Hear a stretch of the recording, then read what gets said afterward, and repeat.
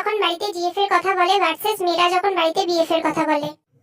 মা আমার একটা মেয়েকে ও পছন্দ। মা, দাঁড়া দাঁড়া, তোর বাবাকে বলি আগে, তোর বাবাকে বলি। দেখেছিস তোর বাবা সবসময় বলতো তোর দ্বারা কিছু হবে না। কি গো শোনো, ছেলের কথা শুনে যাও, খুশিতে পাগল হয়ে যাবে। সবসময় কেমন বলতে তুমি আমার ছেলেটাকে।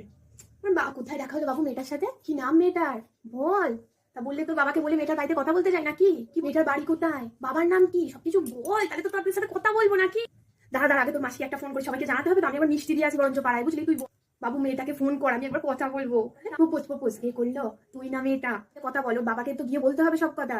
কবে আসছে আমাদের বাড়ি, না আমরা যাবো, তা বল কবে আমাদের বাড়ি নিয়ে আসবি বল। নিয়ে আয় একদিন আমাদের বাড়িতে, বাড়িটা দেখা। বৌমা বলছে নিজে পছন্দ করেছো, তার মানে আমাদের পছন্দের তোমার কাছে কোনো দাম নেই, তাই তো? দেখো না, মাথায় তুলো না, এত মাথায় তুলেছো, দেখো ডিঙ্গিপোনাটা কোথায় চলে গেছে। দেখো নিজে পছন্দ করছে, মানে তোমার আর আমার ডিসিশনের ওর কাছে কোনো দাম নেই। এত বড় হয়ে গেছে ও। যখন এত বড় ডিসিশনটা নিজেই নিয়েছো, বাকিটা নিজেই করে নাও, আমাদেরকে আর জানাতে হবে না। বুঝে গেছো?